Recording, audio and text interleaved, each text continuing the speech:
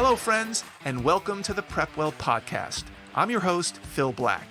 And if you have an 8th, 9th, or 10th grader with big aspirations, like the Ivy League, or military service academies like West Point, ROTC, or athletic scholarships, boom, you've come to the right place.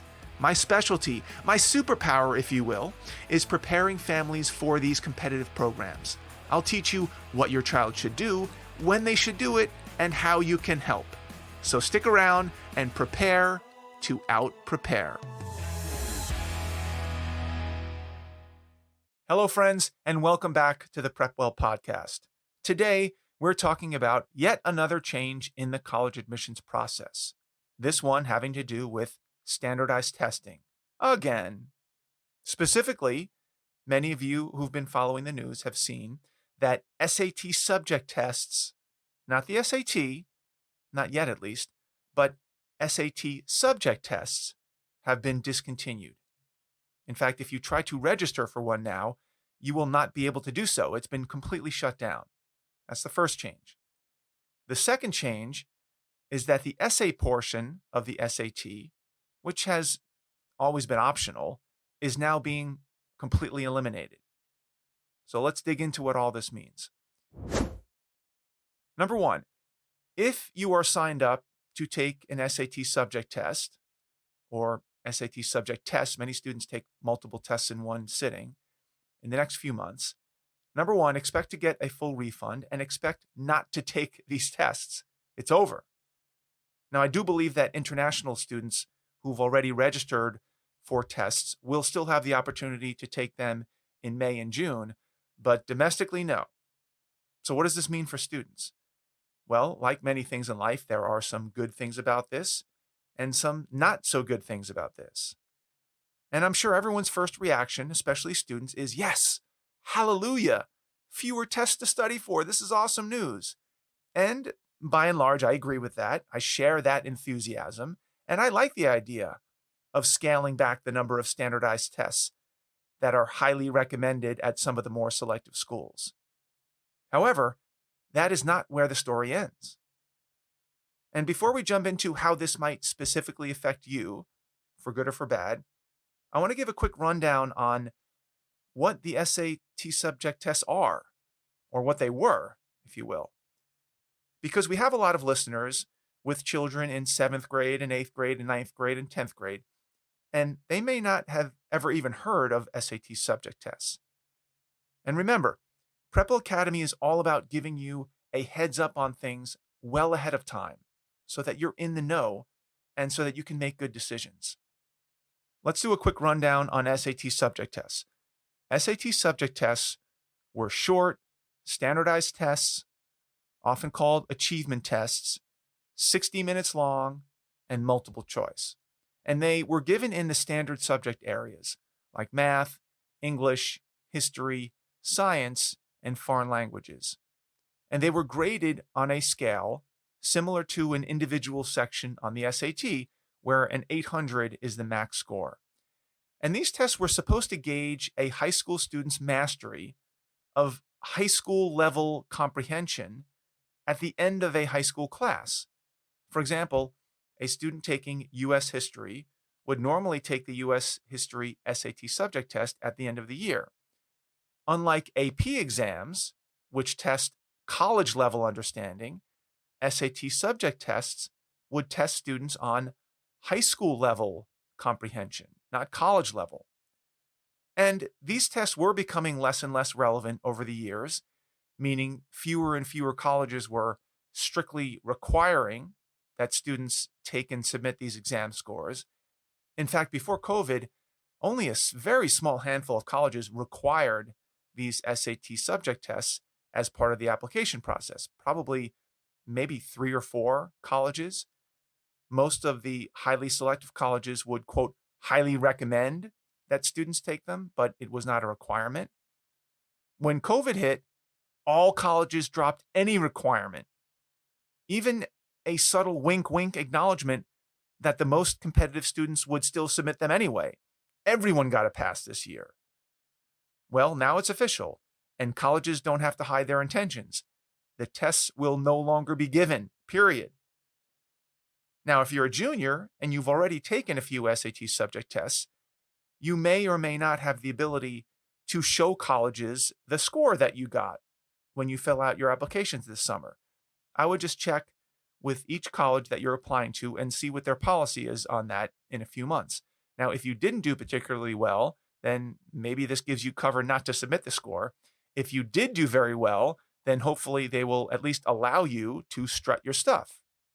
Okay, now that we have some of the background out of the way, what does this actually mean for students?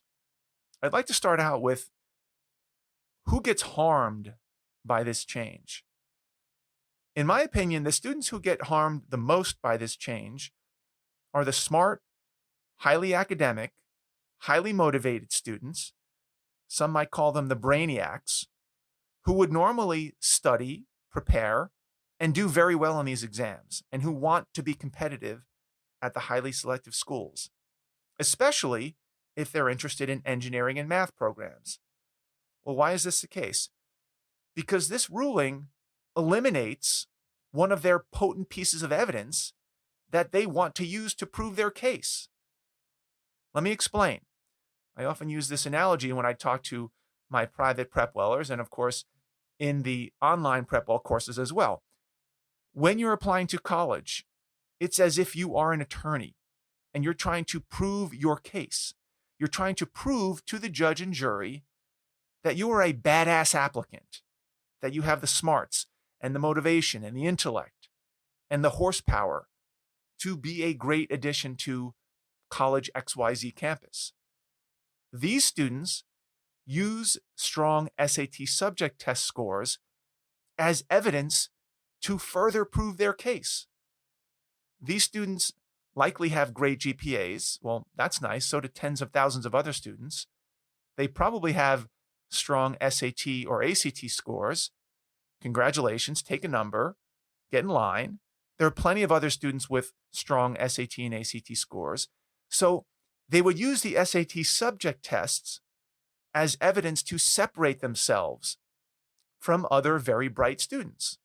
They go the extra mile and they want to get credit for excelling even more than your above average student. Now, in effect, it amounts to window dressing to some degree. It creates great optics. For example, if an admissions board is comparing two students, both students have 4.6 GPAs, both students have, let's call it 1520 on the SAT, but one student has a 790, 800, and 800 on 3 SAT subject tests, physics, chemistry, and math too. Remember, 800 is a perfect score. So this student got a 790, 800, 800. And the other student doesn't report any SAT subject test scores. It's tough not to give the edge, all other things being equal, to the student who crushed the SAT subject test. The student simply provided more evidence. This is the type of student who this change is not really helping. In fact, it may be hurting them. Now let's move on to students who may benefit from this change. One segment of students who may benefit is the segment of students who are very bright, they have strong GPAs and strong SAT scores, but who would have to spend inordinate time and energy and effort and money preparing for the SAT subject test with no guarantee that they would ring up a 770, a 790, an 800, which is really what's expected on those exams. And this extra time and effort would take away from them doing other things that might be even more beneficial to their application. Extracurriculars, leadership positions, working on their college essays. These are the students that will stand to gain from this change. And there are a lot of them, because they no longer have to compete with the total brainiacs who live and breathe academics and crank out 800s on SAT subject tests in their sleep. The brainiacs no longer have that advantage. And thus the students just a hair below brainiac status don't have to feel pressured to compete at that level anymore.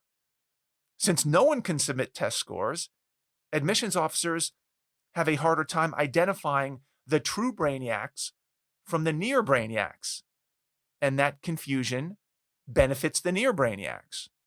Now, even though a bunch of you are breathing a big sigh of relief because you wouldn't consider yourself a total brainiac, and you're stoked that you don't have to compete against the legit brainiacs on SAT subject tests, don't get too giddy. This bonus comes with a cost as well. Eliminating SAT subject tests is reducing even further the number of data points that college admissions offices have at their disposal to make admissions decisions. This is not always a good thing, especially if you excel at the thing that's being eliminated. For the brainiacs, no SAT subject tests is bad news. What do you think would happen if colleges eliminated preference for athletes and you were an athlete counting on your athletic ability as the thing that would separate you from the crowd? That would be a disaster, right? Well, this is what the brainiacs are feeling right now. There are a few other downsides to eliminating SAT subject tests. I'd like to go over a few more. Number one, taking SAT subject tests used to give students a mechanism to further demonstrate their interest in a particular topic. Let me give you an example. If you're a student who claims to be interested in STEM, science, technology, engineering, math, this is a very popular sentiment these days. Doing particularly well on STEM-related SAT subject tests, like math, chemistry, biology, physics, would show admissions officers that you actually have high competence and interest in these topics, instead of just saying that you're interested in STEM. It would demonstrate in no uncertain terms that you can, in fact, perform well in this field.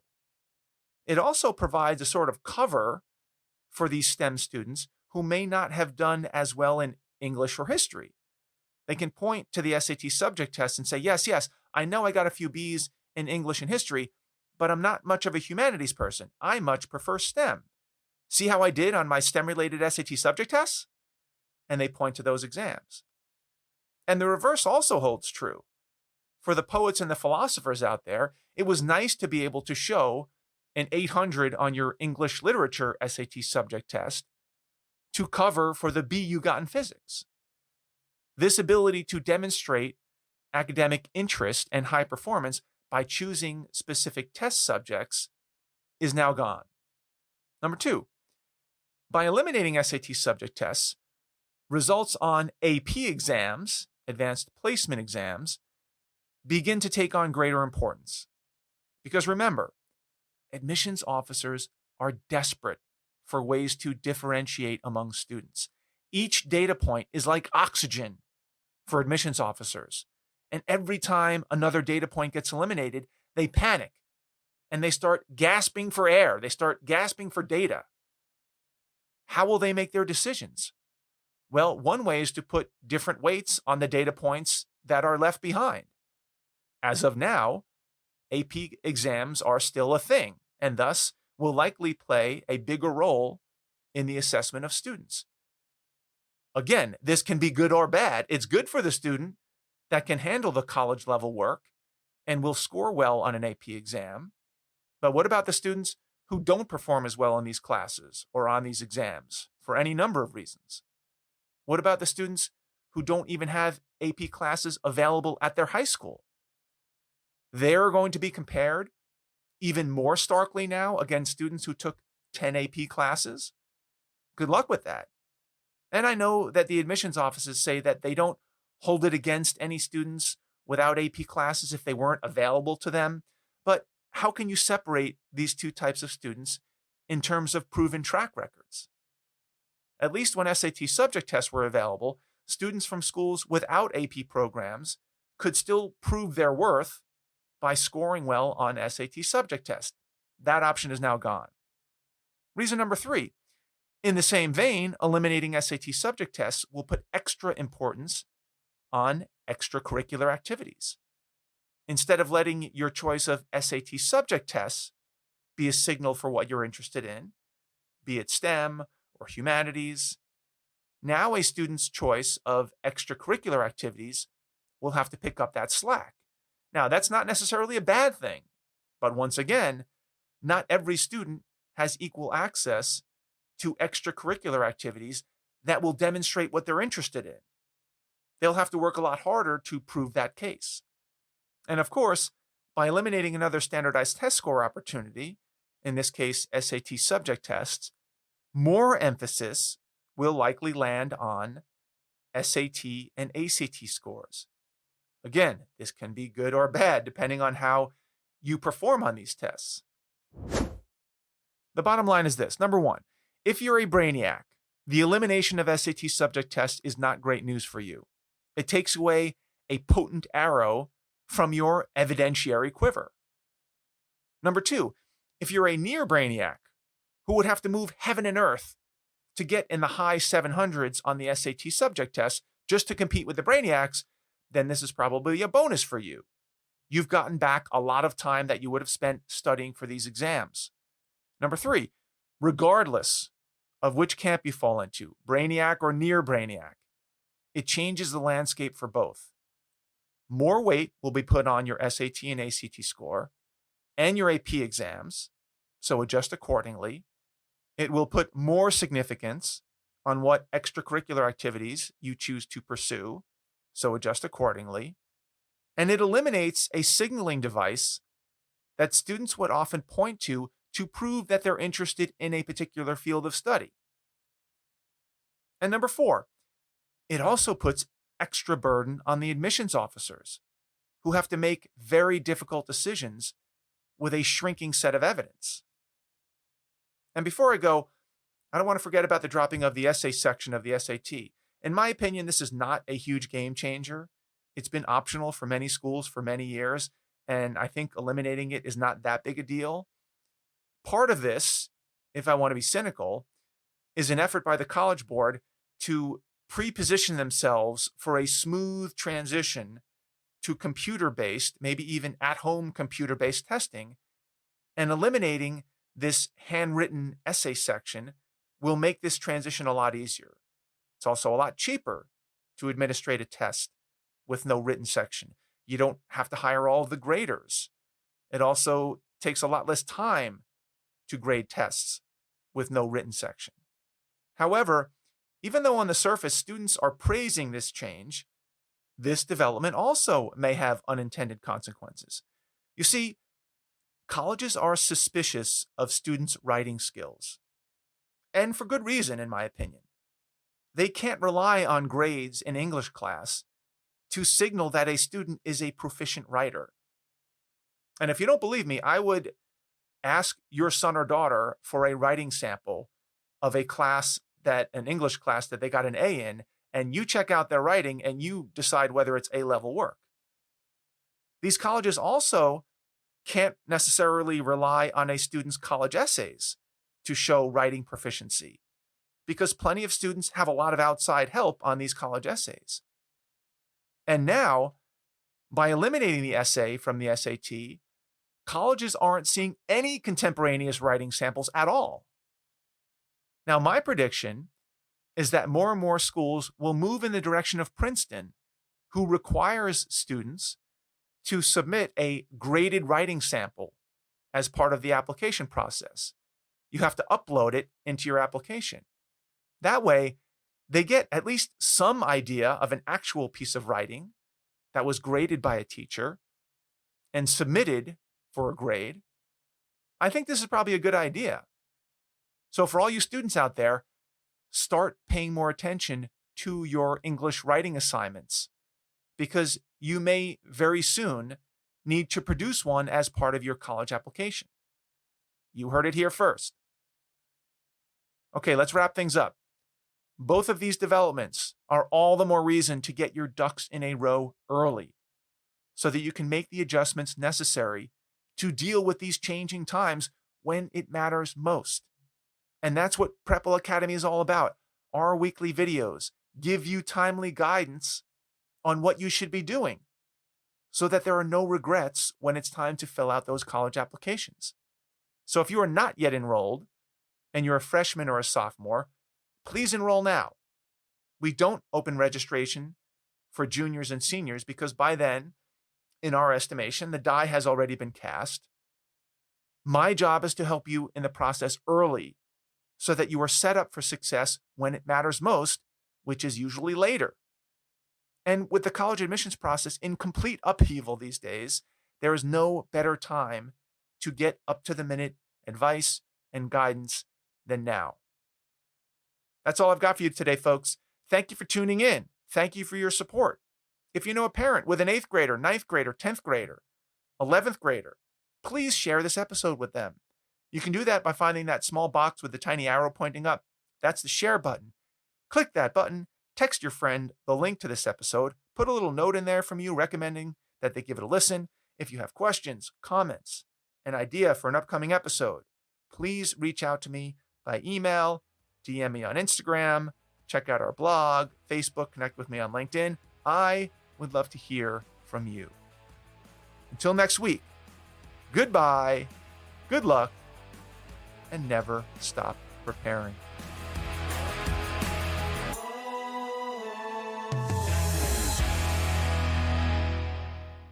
This podcast is brought to you by PrepWell Academy. PrepWell Academy is my one-of-a-kind online mentoring program that delivers to your 9th or 10th grader a short, highly relevant video from me every week, every Sunday in fact, where I give them a heads up about what they should be thinking about to stay ahead of the game. To get these valuable lessons into your child's hands, please head over to PrepWellAcademy.com and enroll your child today.